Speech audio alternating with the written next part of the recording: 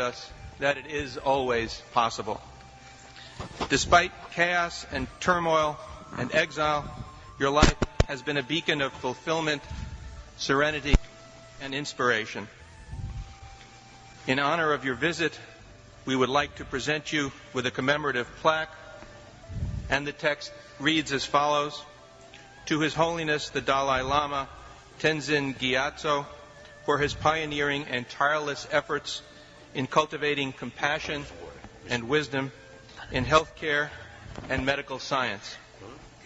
Your Holiness, on behalf of Harvard Medical School and the Cambridge Health Alliance and its Department of Psychiatry, we thank you for gracing this conference.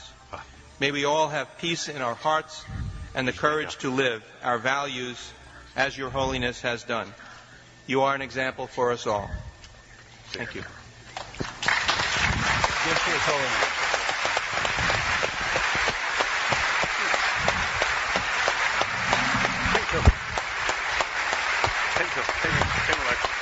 Thank you.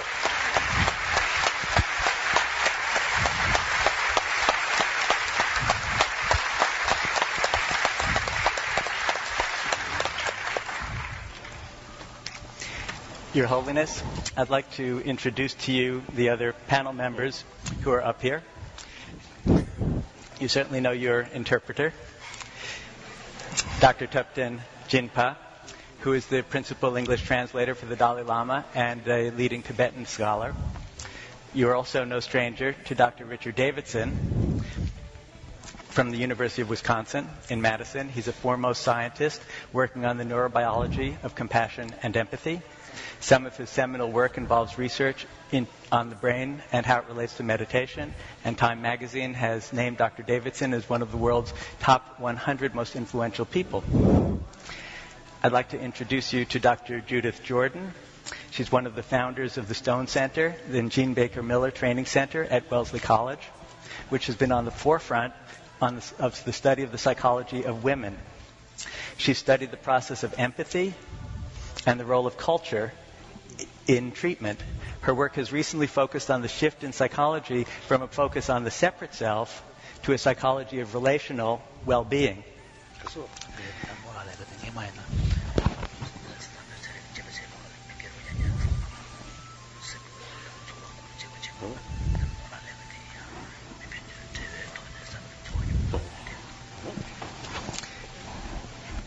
To my right is Dr. George Valiant. He's a senior psychiatrist and professor at Harvard Medical School. His award-winning work has focused on the meaning of compassion through his research on adult development and on the recovery process from addiction and mental illness. His recent research is on successful aging, and his most recent book is on spiritual evolution. And finally, I'd like to introduce to you my colleague, Dr. Christopher Germer. He's on the faculty of Harvard Medical School at the Cambridge Health Alliance, and he's a fellow course director of putting this together. And you have met him at Emory, and he came to Dharamsala to invite you to come. He's the author of a soon-to-be-published book, The Mindful Path to Self-Compassion, and he teaches nationally about mindfulness and psychotherapy and self-compassion. So what we thought we would have here is a discussion between you and some of these people, and I was going to invite Dr. Davidson to begin. Thank you, Your Holiness. It's wonderful to be with you again on this occasion. As you know, Your Holiness, I'm a simple psychologist and neuroscientist, and I have been conducting research on the brain and emotion for many, many years. And since we have had the opportunity to interact when I first met you in 1992, we have been very vigorously pursuing research on the brain mechanisms that are associated with various kinds of meditation practice. One of the important observations that has come out of this work on the impact of meditation on the brain is that practice makes a difference in terms of the enduring quality of changes that we see in the brain as well as in the body. To give just two examples of that, In our work with long-term meditation practitioners, we have observed that the greater the number of hours of lifetime practice among our group of long-term practitioners, the greater the enhancement in a certain brain signal that we have found to be very prominent during compassion meditation. In this case, it's gamma oscillations from particular parts of the brain. And there's a very strong correlation between the number of hours of practice and the magnitude of change in this signal. In work that we have done with novice practitioners, beginners, who are instructed in John Kabat-Zinn's mindfulness-based stress reduction, we have found that the more minutes of practice that the participants engage in when they're learning, the greater the change in certain biological signals that are associated with health and with reductions in inflammation. Now, since we are in New England, in the Boston area, I was reflecting on this question of practice, and I came across a wonderful quote from Henry David Thoreau, who was a great American poet and contemplative, who wrote Walden. And I would just like to, it's very short, I would just like to read it. He said, as a single footstep will not make a path on earth, so a single thought will not make a pathway.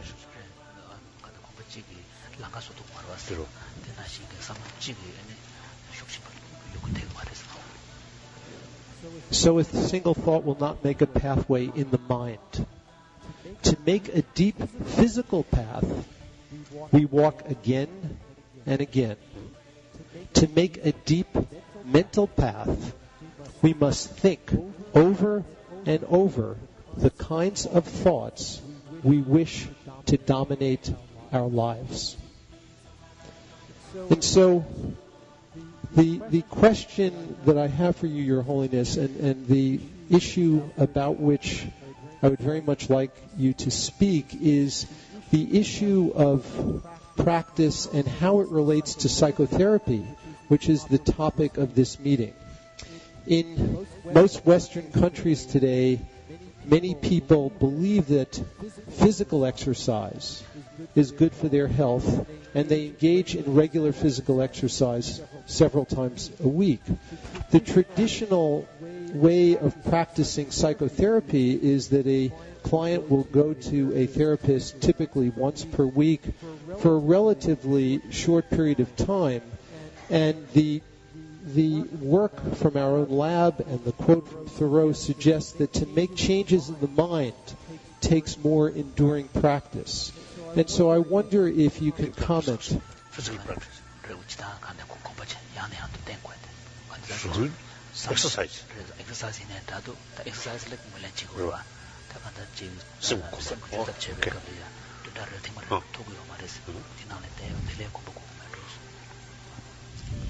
So I wonder if you can just give us some suggestions for how we can better incorporate this element into Western ways of addressing therapy and how the issue of practice is relevant.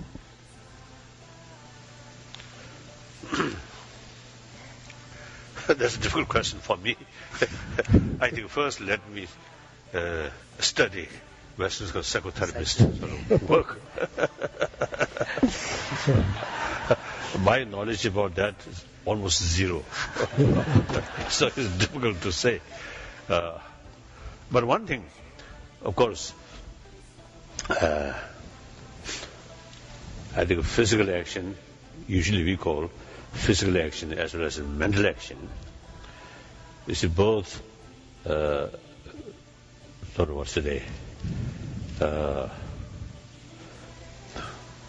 I mean, through familiarization, it goes stronger and stronger. And then, between physical action and mental action, physical action is based on the physicals, body, so there is limitation. Even get used long period, but there is limitation, there is limit. Whereas mental action is concerned, and physical action, I think two factors. One, the basis of that action is physical, so quite rough. And then there's limitation. Then also, by nature, physical action, if you not carry that sort of exercise certain period, then next time you need once more sort of new effort. Whereas now mental action is concerned, then firstly, its basis is mind itself, not solid. Then, and also, you see that basis, mind itself as a basis is a continuum.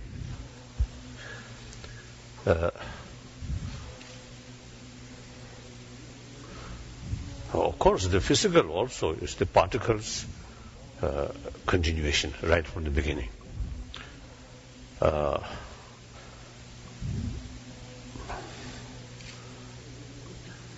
I don't know, but then you see they those very subtle sort of particle. It's the subtle level, the particle level, continuously and changing like that. But that tanyam sug rapper chichatavadi kortidwa gyunjem because of koyanchi chajanjidwa. So although from the perspective of very kind of subtle level of matter, there is, like in the domain of mind, there's a continuum. But at a grosser level, a kind of the macroscopic level, the body has it imposes certain limits. Now mind,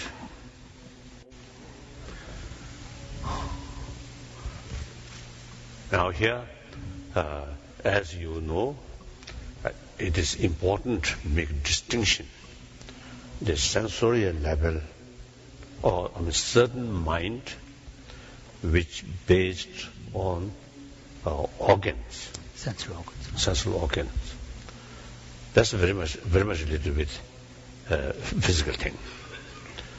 Then we call mental level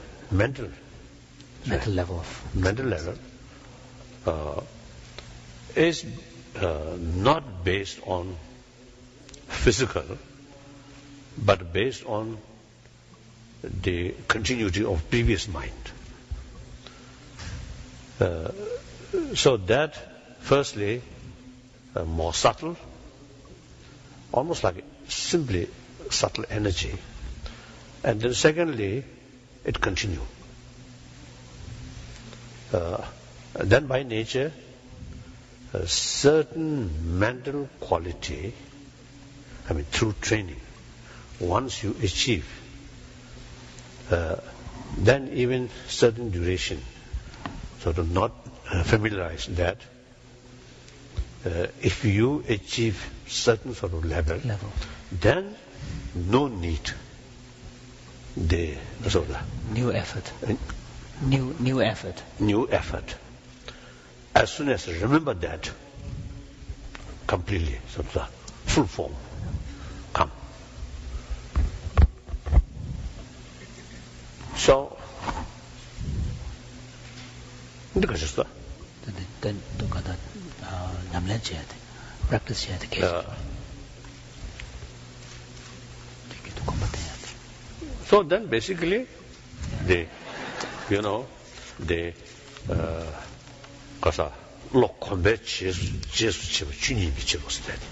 in the Buddhist tradition, there is an understanding. In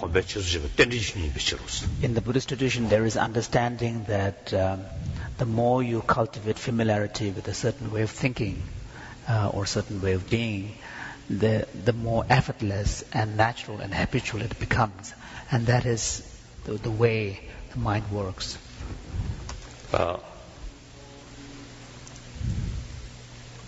Then, within the mental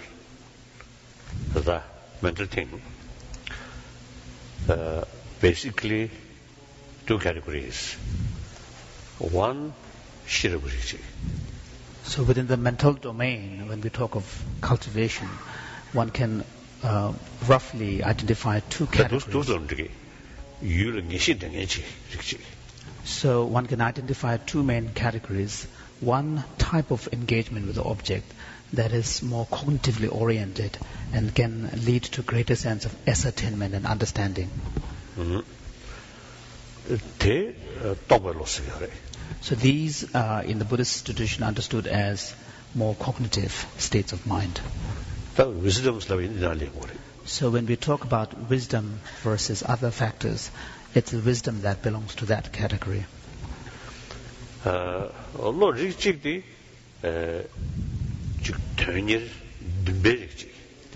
another category of kind of mental engagement belongs more to a class of what the Buddhist tradition identifies as more in the form of wish, aspiration, interest, and so on.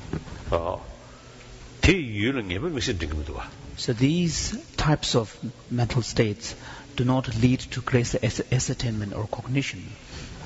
So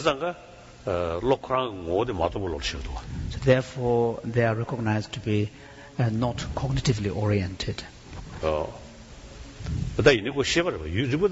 Of course, they do belong to cognitive events. Because they are all part of mental domain.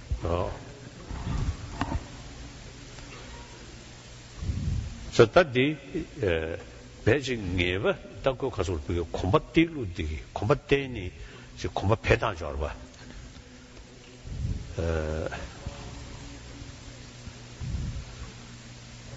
Dumbedi Dagados Comna. That delay uses Rogoria.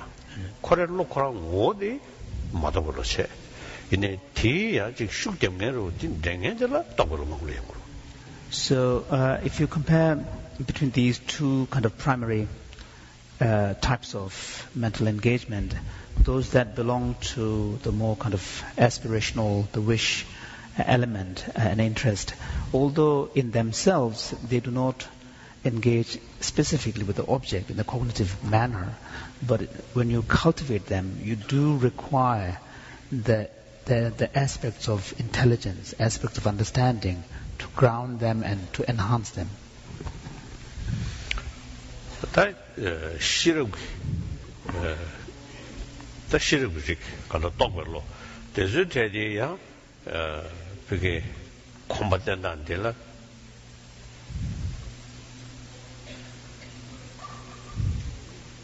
Karakasore. Shirug digi, Kang Zindang Yuduchari, turn teller. Yana kumjitanda jik.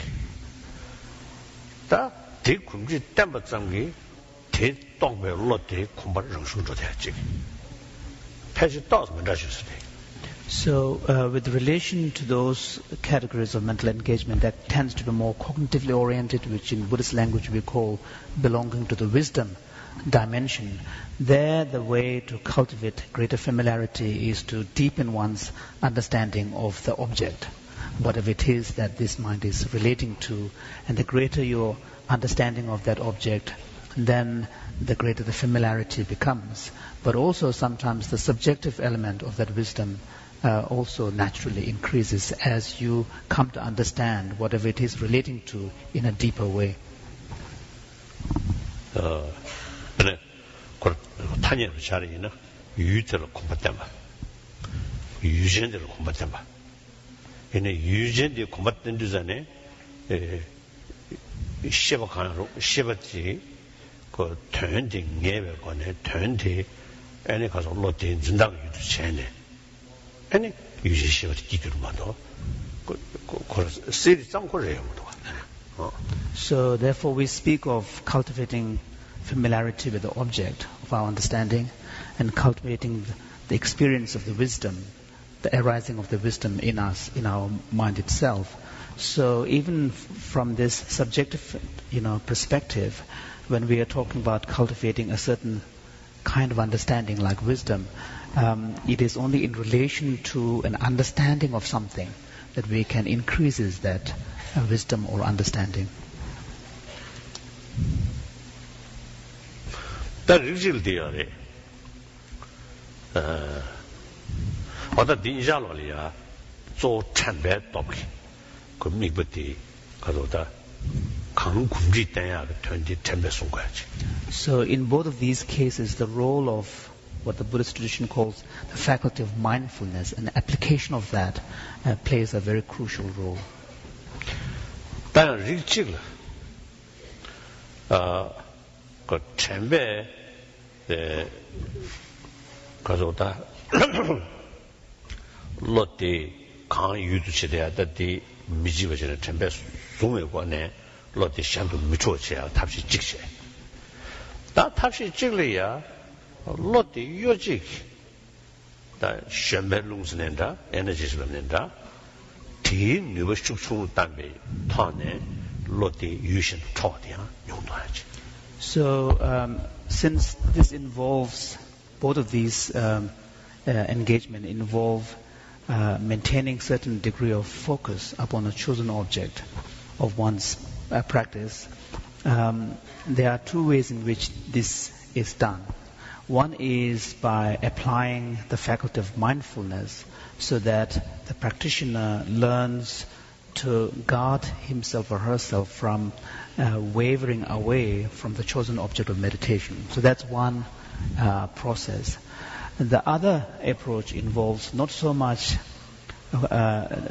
deliberately applying the mindfulness. Of course, there needs to be a presence of mindfulness. But beside that, the focus is to really somehow deal with the energy of that mental state, because the understanding is that every mental... Now here energy means there's certain, I think basically physical, so the physical particle, but very subtle, formless, almost formless. Microscopic I don't think.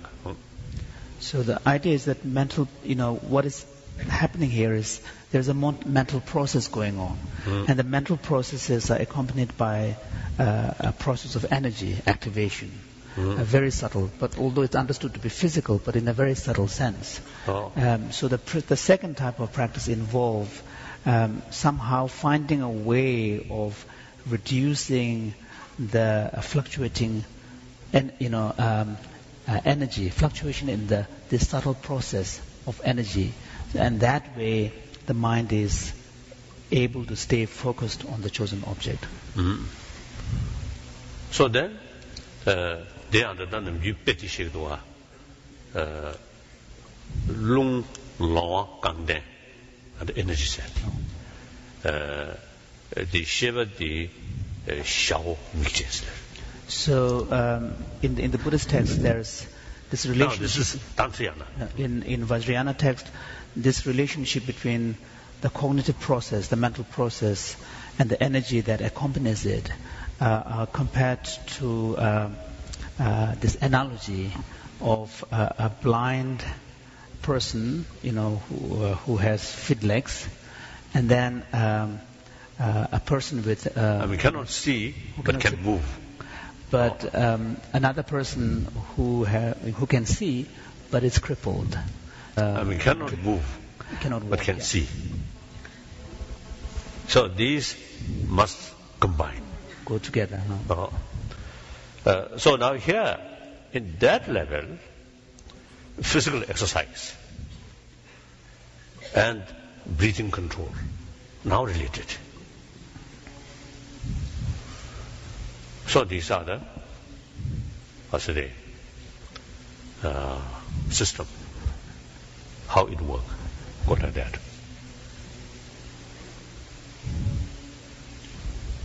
Huh?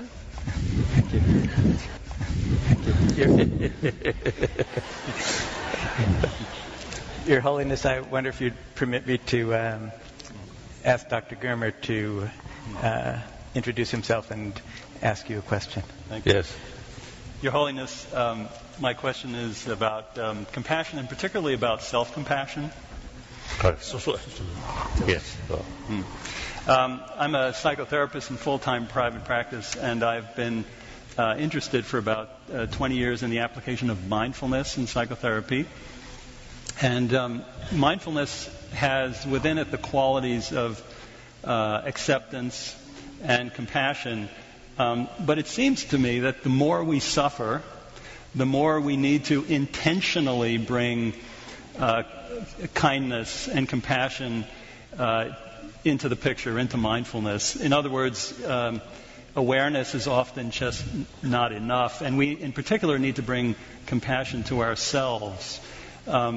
As a therapist, and I know that most of the people in the audience have, we have a lot of patients who have been suffering for a long time with intense emotional pain from depression, anxiety, childhood abuse, or they might be going through a crisis in their lives right now, such as the breakup of a marriage or the death of a loved one or serious illness. But what I've noticed is a strange phenomenon. That is, precisely at the time when we need to be kind to ourselves, when things go really wrong, we become our own worst enemy. People tend, at least in this culture, when things get really bad, to criticize themselves, to hide from others in shame, and get kind of absorbed in rumination about themselves and their problems. And so I'm wondering, Your Holiness, have you noticed that? And if so, what would you say to such a person or recommend?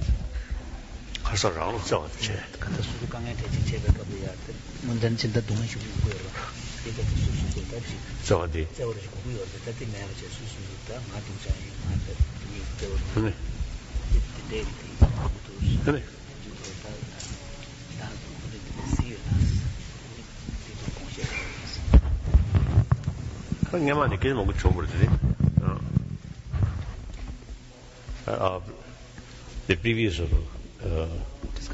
discussion, this many occasions I think involved. This topic came up, the need for self-compassion.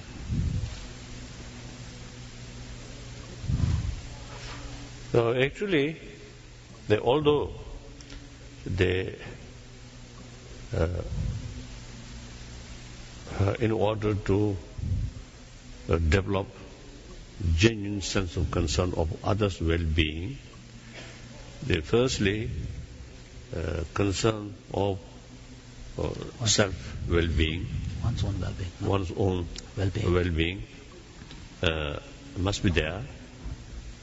So, if it is someone who hating oneself, and such person, I think very difficult to develop genuine sense of concern about other.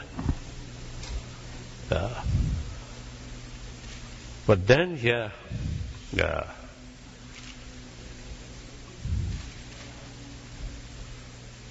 I have the view, the very reason why you develop some kind of self-hatred.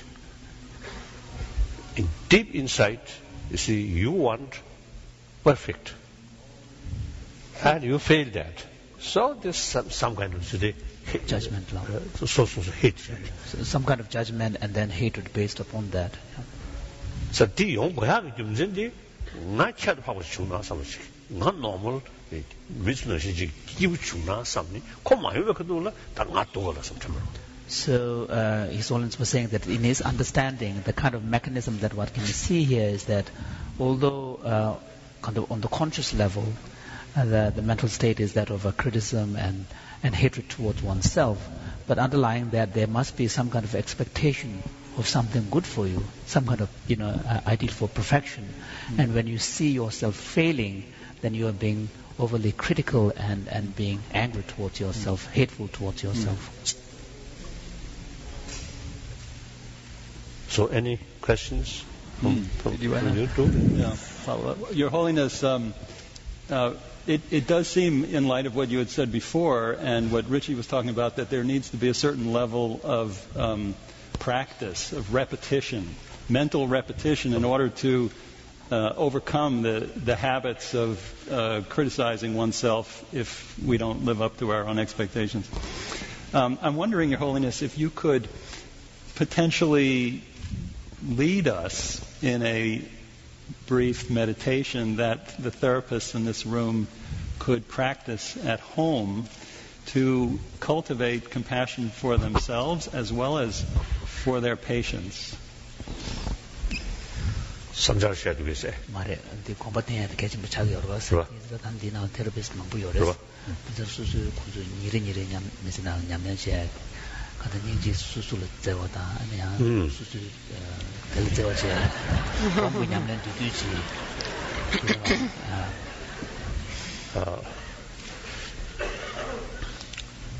Now the mental attitude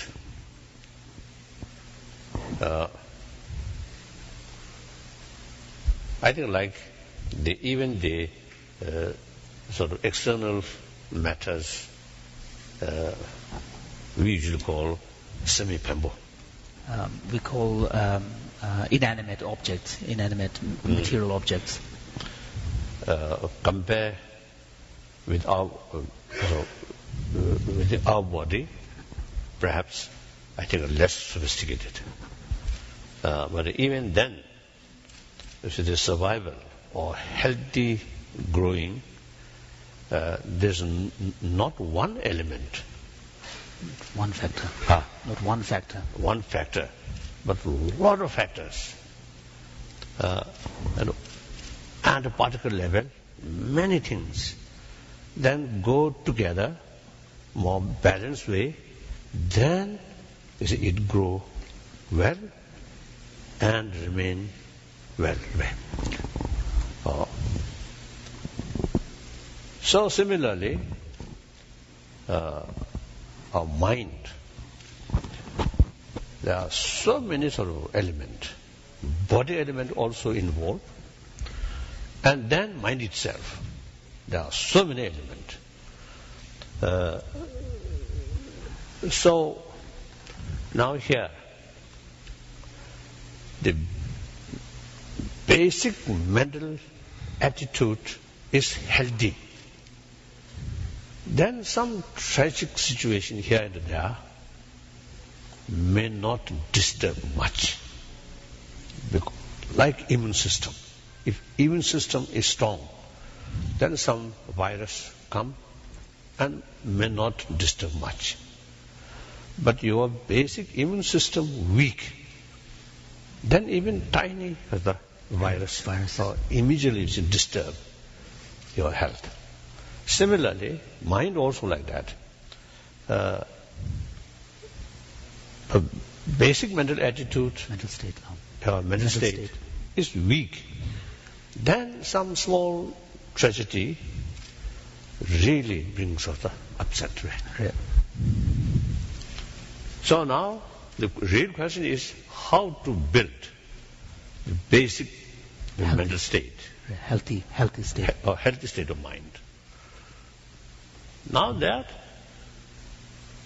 I think some of you may want just one single meditation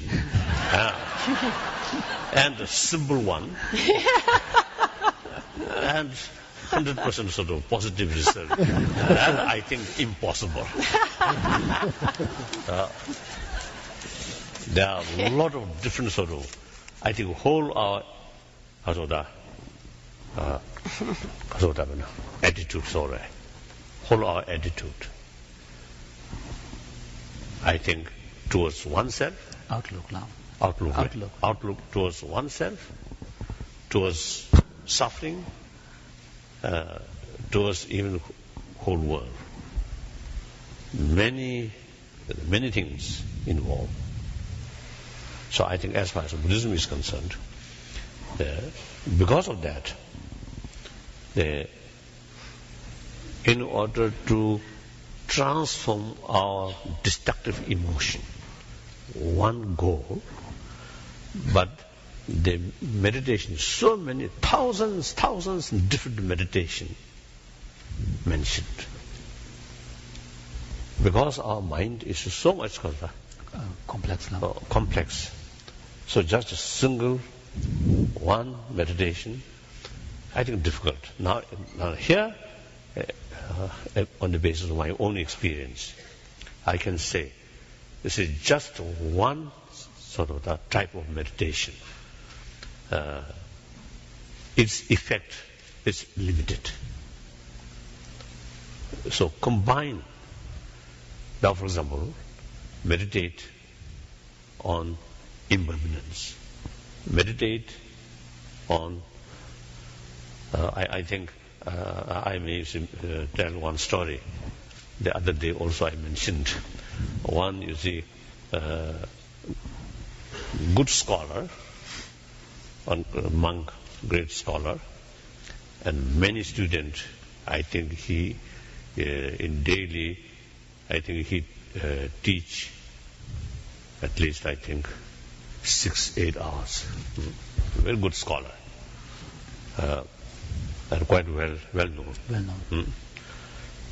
So one day, a few years ago, one day he came to see me, and as soon as he entered my room, my office, his face is a very sad face. Then I asked, what is wrong?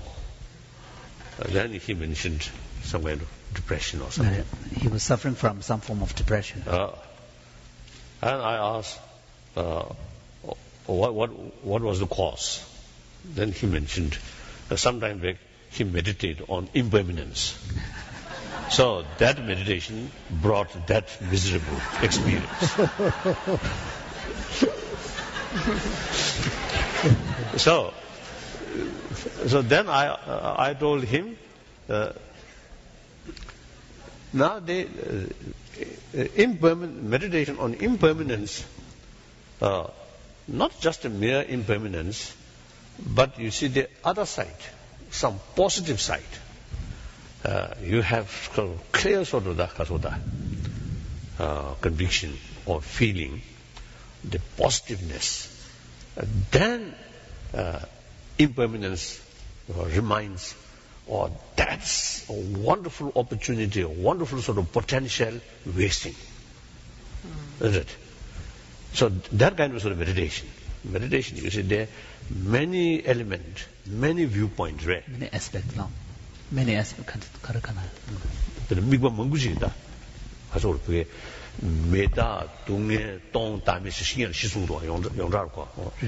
So His Holiness reminded him that when you are, even though meditating on focusing on a single object of meditation like impermanence, you need to bring in many other dimensions as well. For example, in the Buddhist text, we speak of impermanence, the nature of suffering or dissatisfaction, no self, emptiness, and so on.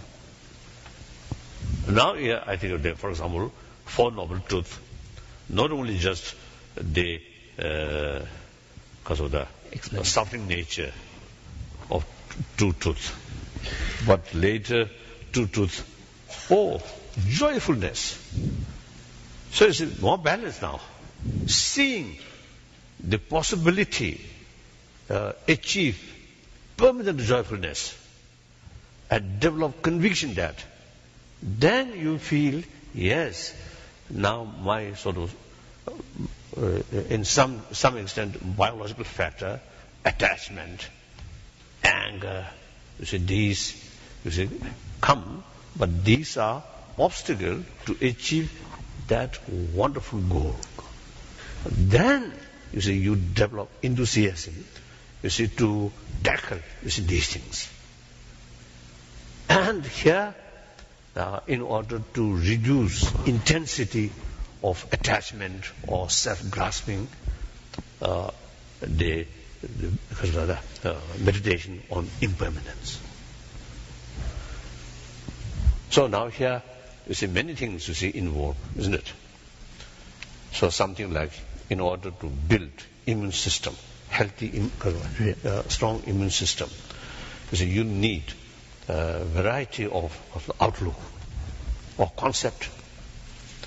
Then that eventually develop very healthy State of mind.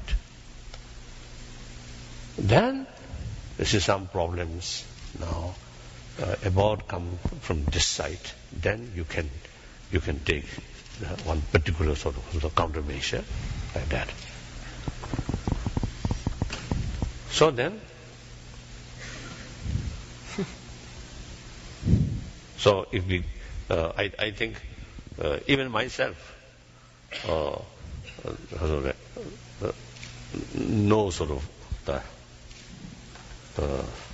the complete abilities. Complete ability. No.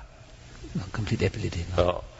Even myself, say now, I think more than 60 years, I put some effort for practice, but still not adequate. So therefore, just a few explanation or simple way to transformation of your mind is impossible. Thank you.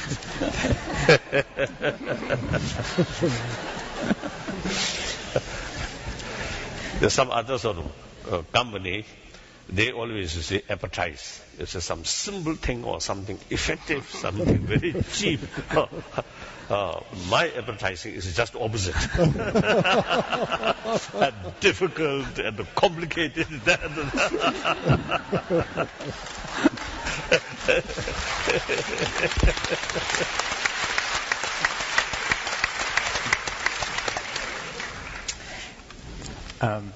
But one thing I can tell you, I can assure to you, that no matter our the disturbances in our mind can handle gradually. And person whose mental state at this moment difficult, but through training, without losing hope and self-confidence and willpower, you can overcome these difficulties. That's quite sure. One master stated,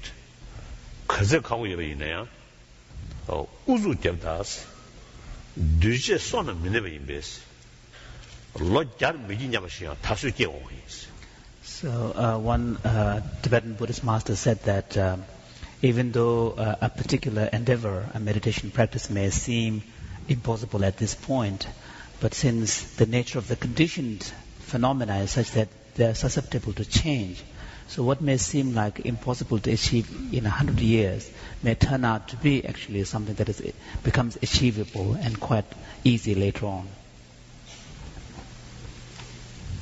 That is my own experience. This is some idea, some practice. My age, say I think 30s. Then at that time, now I think, although this is not right if you do to mention one's own sort of experience, but I think in order to give you some encouragement, perhaps I think some reason is to mention. After I came, of course, although I start practice with keen interest about Shunya, about Bodhicitta, of course, now as I mentioned earlier, more than I think more than 60 years. More than 60 years. My age, around 13, 14, 15, I developed some interest. Before that, as I mentioned yesterday, no interest. When is it my lesson time? For my lesson is to come. I feel something like now dark, because the whole world become dark like that.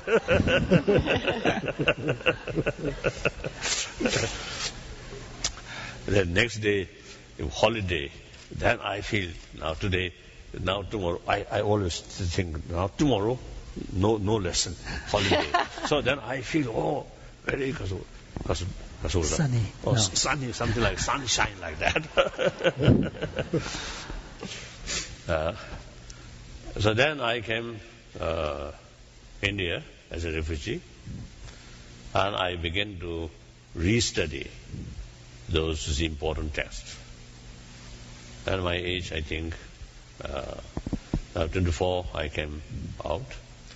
Then in 30s, some experience about some experience of feeling of the absence of independent existence, shunya. That really developed. That really bring conviction. There is possibility of cessation of suffering, because suffering, all suffering, is come out of ignorance. So mainly here, ignorance, which because of that,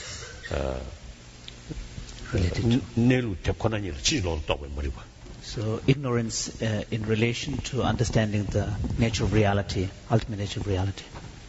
So there's some feeling, some experience, some sense of the ultimate reality.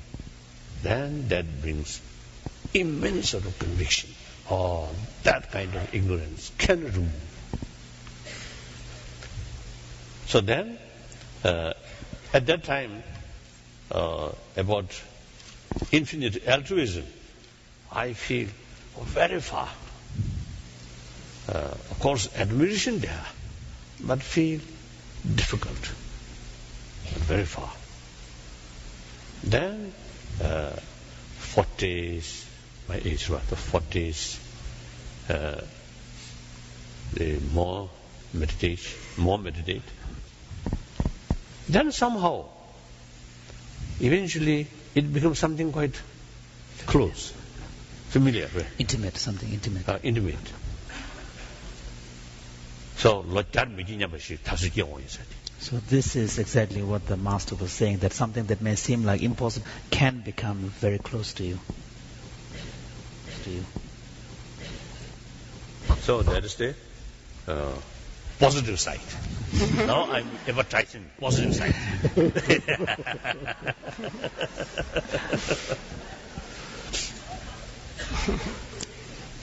Yes, then? Thank you. Your Holiness, may I yes.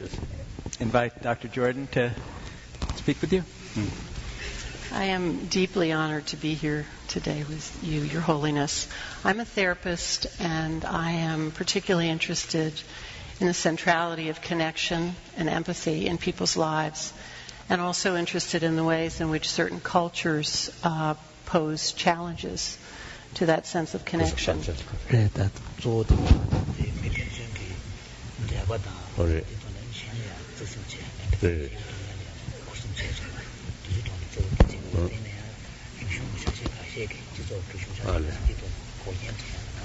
Right. Traditional Western cultures and I think psychologies actually posit that healthy human development is about getting more and more autonomy, separateness, a kind of stand on your own 2 feet mentality. And Einstein actually once referred to the delusion of separateness that exists in Western cultures.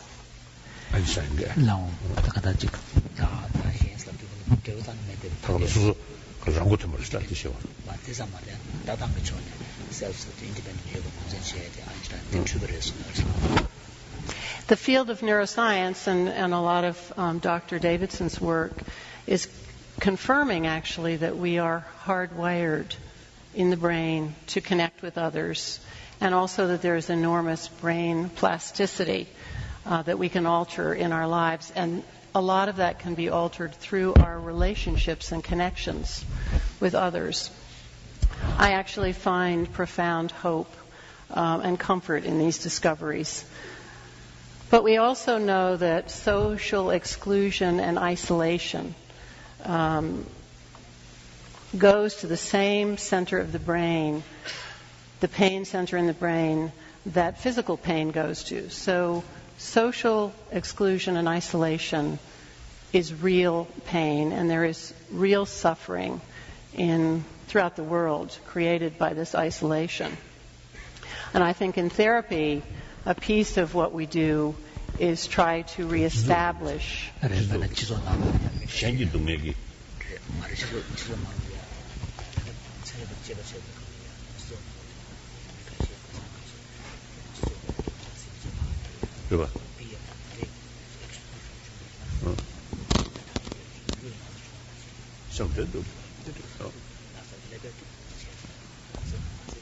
Yes.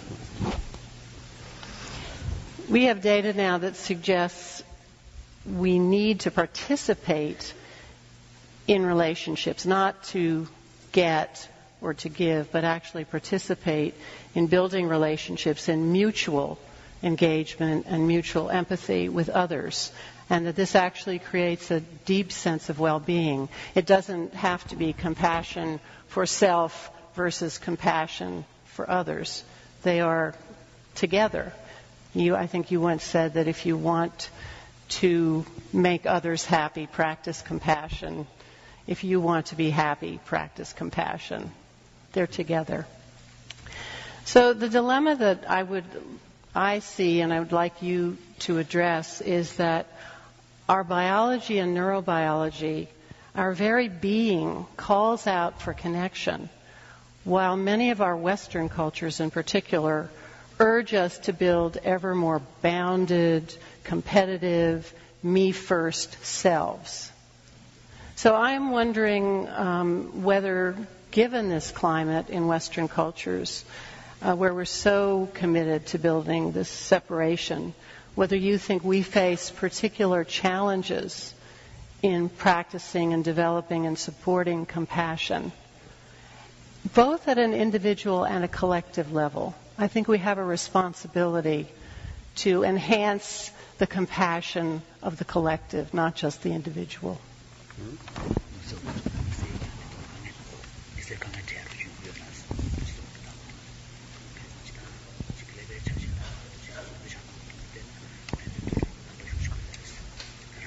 No.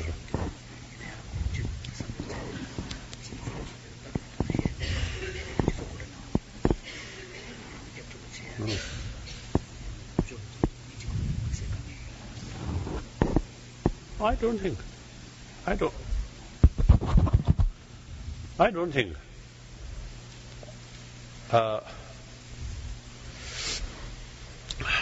I think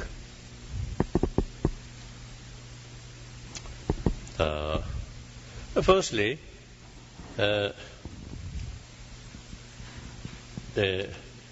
some people usually make distinction west and east and feel some big differences. That I do not think that.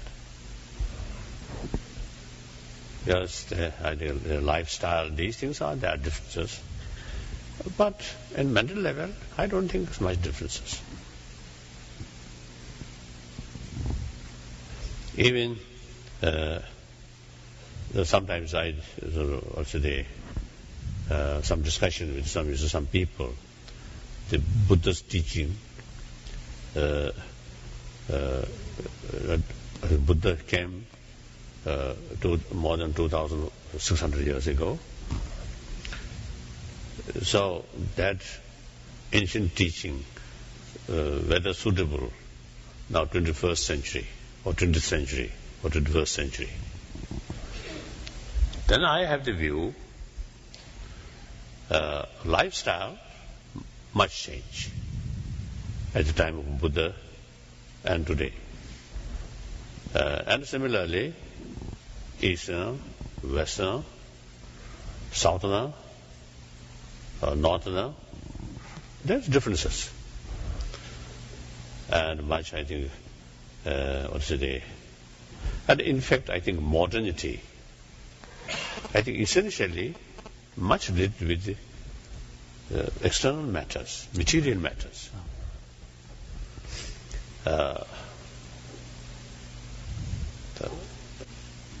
So, physical level, I think more or less, as you mentioned, I think same.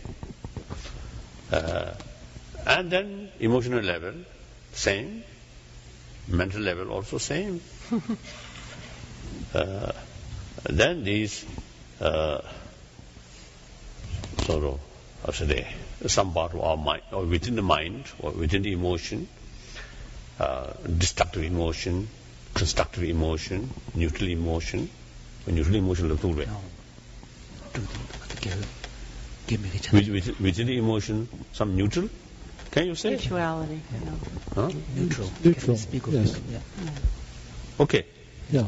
I thought the emotion means some strong feeling. So then either positive or negative, or destructive or constructive, no neutral. Emotions to this horse should be similar. Yeah. Any neutral middle.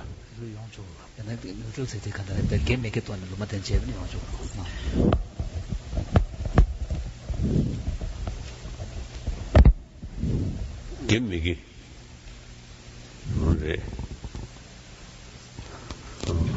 Anyway, now the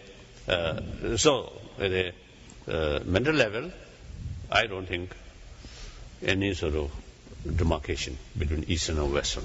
I don't think.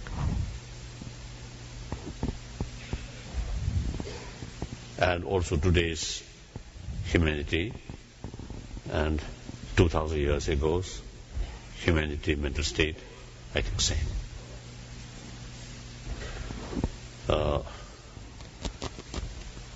Then in the future, perhaps after 100,000 years or a few 100,000 years, when the brain shape change, then maybe emotional level, some change may happen. So because of the brain specialist, you see, they can predict.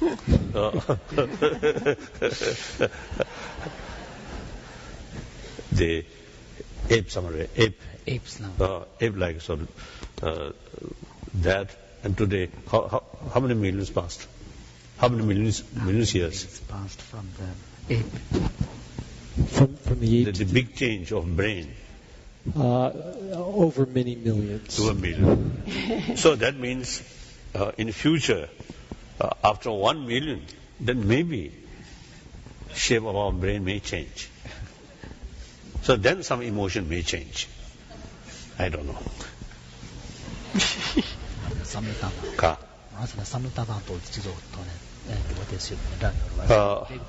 Now here, the social habit, that I think, even within the West, I think people in big city and people in countryside, I think some differences. I found in India, people in big city and people in rural area, there's differences. Among Tibetan also. So that means the environment, you see, the influence of environment. And then also is a Tibetan, the Tibetan in early period, so as a refugee in 6 days and 7 days, hardly no crime. very peaceful. And cheating, money cheating, these kind of things, never. Or never, or no significance. Then gradually our Indian neighbors, sometimes they found, now new generation of Tibetan, and particularly Tibetan who come from Tibet, inside Tibet, sometimes they found little differences. So these are same Tibetan, basically same Buddhist, but the environment make differences.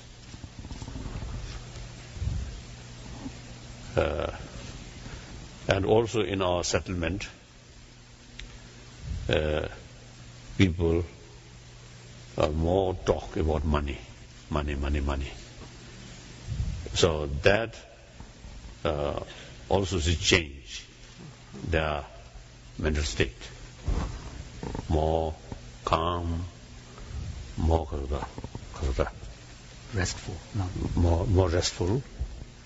When talking about money importance, then more Anxious. No. more anxious, more stress, like that.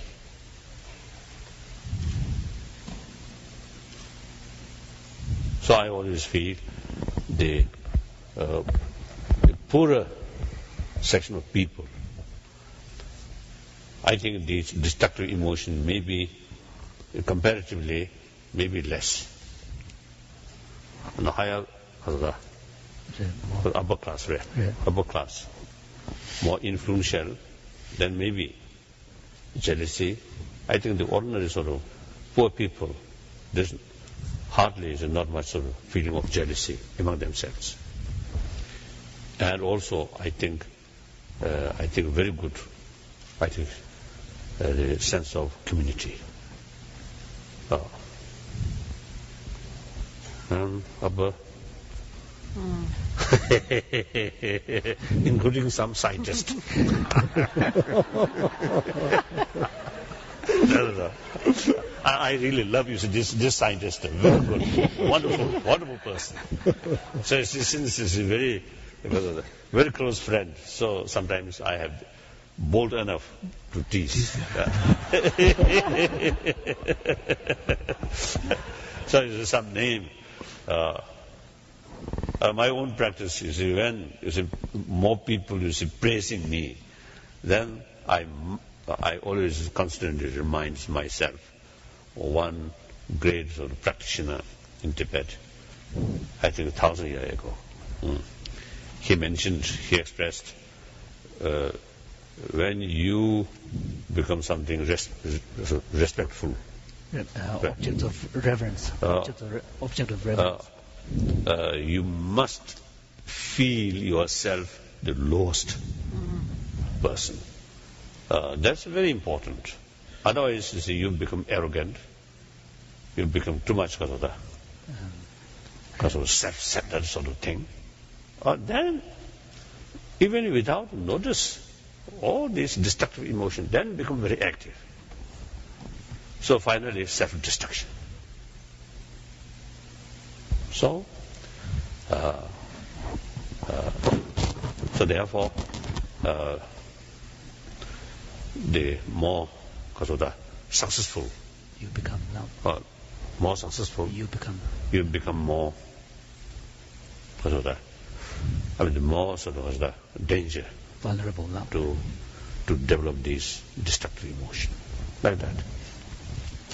So my answer, you see, basically not much differences. Yeah. The other day I mentioned my American friend. This is some their result out of their practice. It's quite remarkable. Such sort of experience, quite rare among Tibetan. Level of realization. The level of realization they have attained.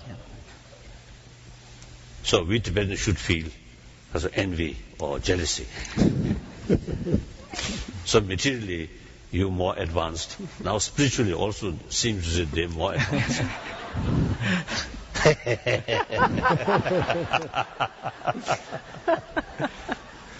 So I mean, the point is, you see, basically we are same human being.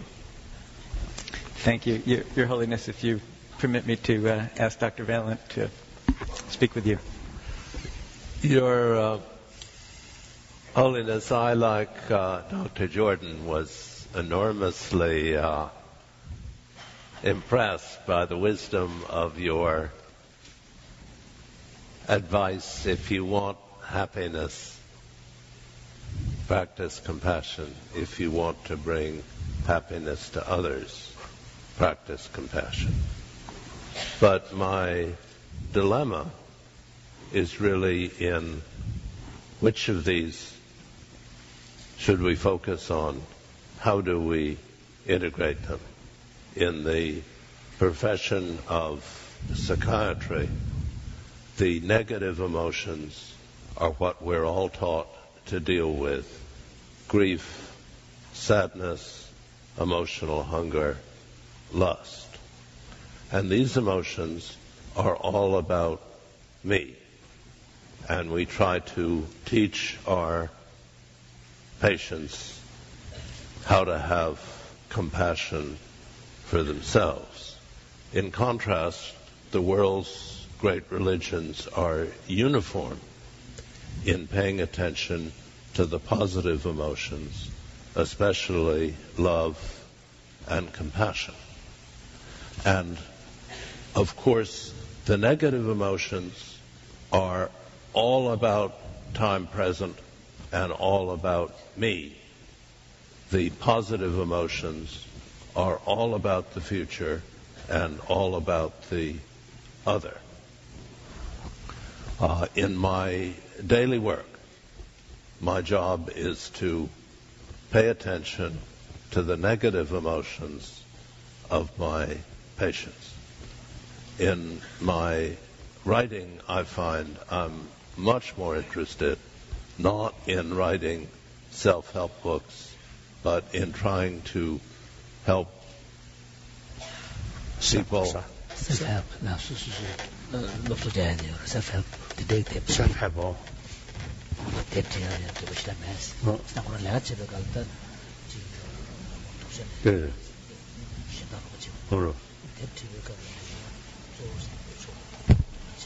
Self-help.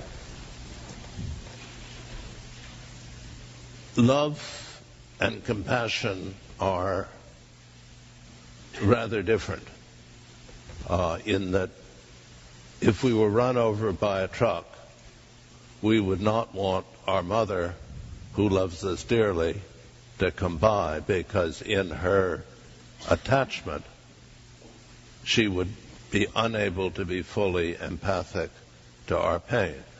We would much rather have the detached paramedic come by who could empathically allow us to be seen. Detached.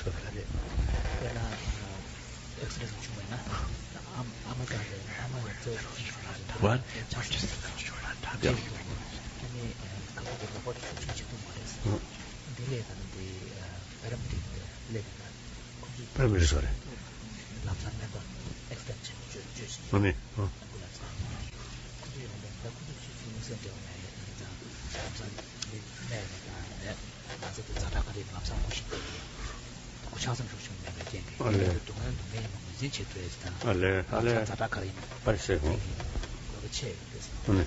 Yes. Psychotherapists focusing on negative emotions tend to scorn the religious who focus on positive emotions.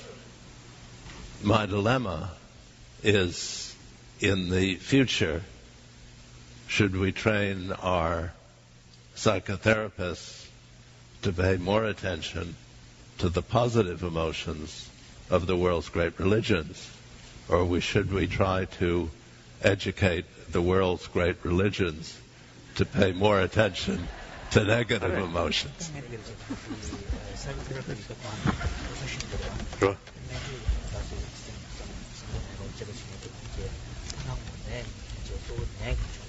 그래. 네버리 젠게 다 종료되게 되는 치고. 그래. 내가 지나면 추조를 갖다 되네요. 상도죠. 장미지 제도 주는 거고. 인자 아니야. 상도치료가 내가 저기 추조는 식을 갖다 되는 데서 시간 지방 제도 주고서. 나 마음벌이야. 약간 그 거는 뭐로 상도되는 게 마음벌이야. 맹그룹 체제 셈.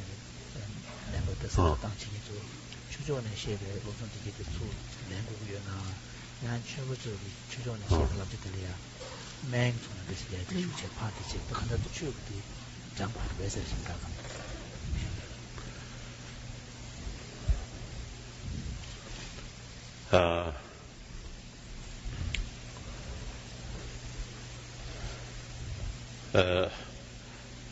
I always make distinction within the compassion, two levels. One compassion, one level, I think we usually use the experience, or usually we got the sort of understanding. The meaning of compassion is, I think, the first level. That compassion, you already heard many times. So, please don't bother. Otherwise, you sit here. I always love to hear it again. Even yesterday also, I mentioned this distinction. Almost whenever is in my public talk about the importance of compassion, I always make distinctions in these things. So that level of compassion, very much oriented action or attitude. That compassion also very much mixed with attachment. Now, towards one's own friend, because their attitude, their action to you, positive, helpful, so you develop sense of closeness feeling. And with that, bring sense of concern of their well-being. That biased only your sort of loved ones. Your loved one. That kind of love, compassion, very much goes with hatred towards other group of people, so-called enemy, whose action is negative to you. Then hatred, anger. Even your own loved one, so long their attitude nice, compassion. As soon as some slight change, hatred.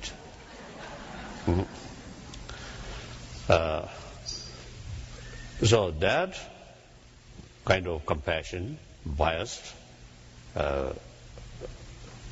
and basically biological factor, is spontaneous, without training. These are there. But then second level of compassion. Now using reasons, training. The second level, genuine sense of concern of well-being of other, regardless of their attitude towards you. Now, oriented being, or person, or sentient being, or person, just like myself. So now, for example, to oneself, sense of sort of concern, not develop on the basis I myself very kind to me. No. Just one. But I have the feeling of pains and pleasure.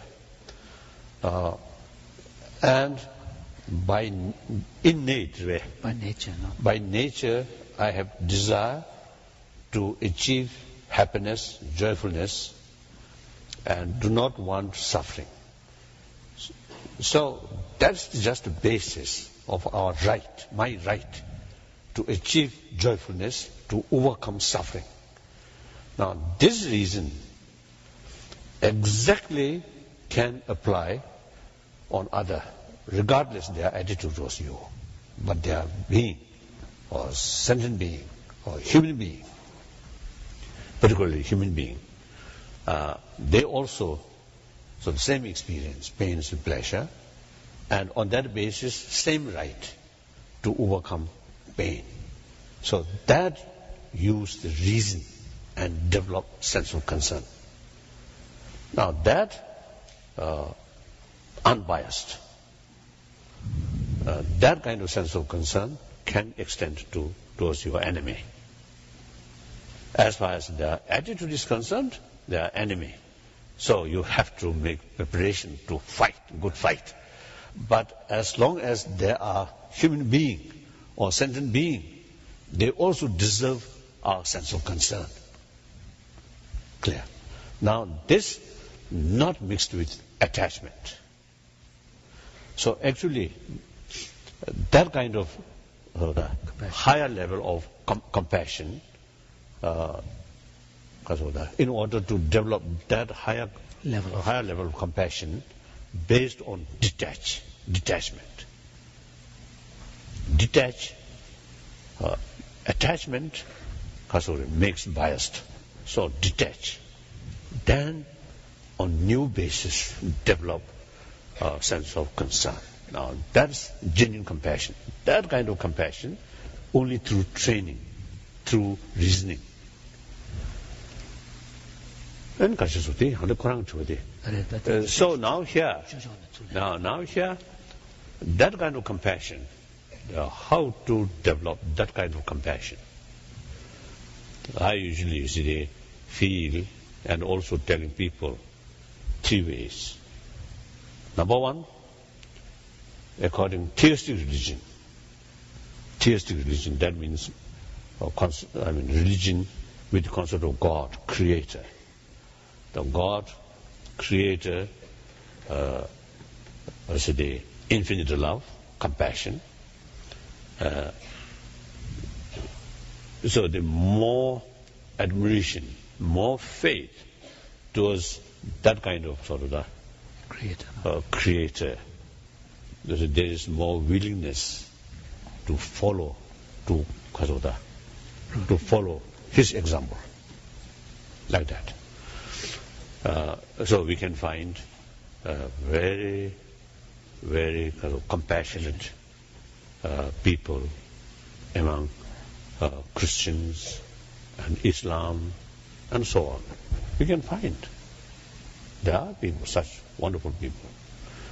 That's one way. The second way is non-theistic now. That's like Buddhism. And also one ancient Indian, I usually call twin religion, that's Buddhism and Jainism. No idea of creator, but their concept is law of causality, cause, effect, and very much similar that of Darwin's evolution theory, cause, effect, and effect is causing another effect, go like that way. Some change, now our brain change, not take overnight, but gradually change.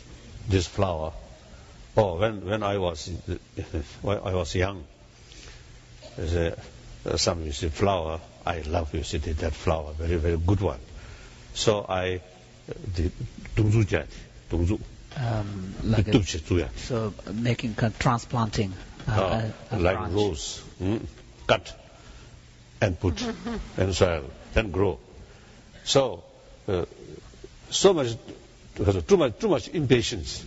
So today I planted, then after 2 days, pick up whether it's a root coming or not.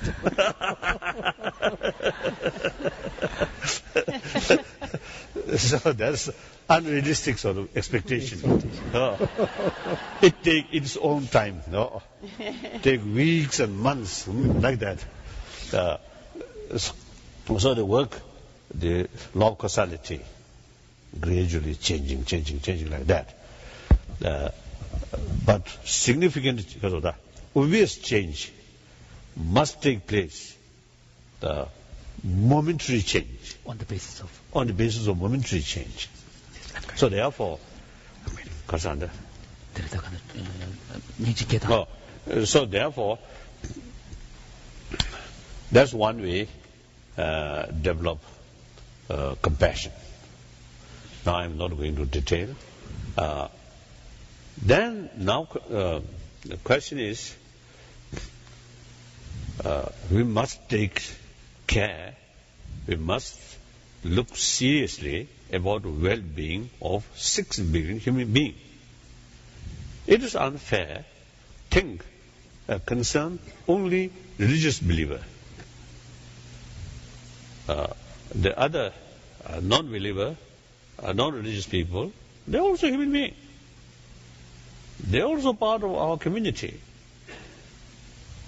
And I think, in fact, I think that